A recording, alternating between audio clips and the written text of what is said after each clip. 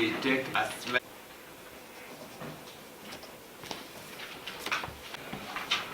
Yes, in the council.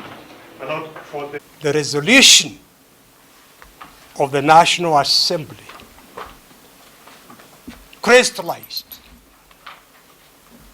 the ripeness for this court's intervention to do justice to this very weighty matter of impeachment of the deputy president, the first time in the history of the country. If an act is void, it is in law a nullity.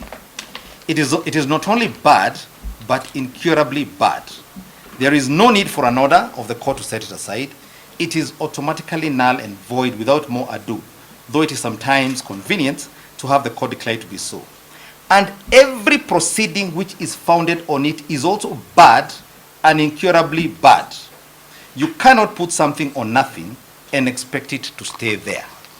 If the National Assembly conducted an invalid exercise, it stands on nothing. Nothing can proceed to the Senate because nothing can stand on nothing. My Lord, I am of the respectful view that the petitioner is guilty of forum shopping.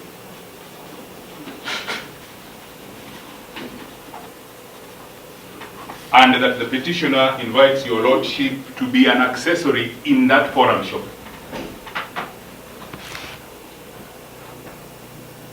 My Lord, there is petition 522 of 2024 that is a petition that is between the parties, the same parties in this petition.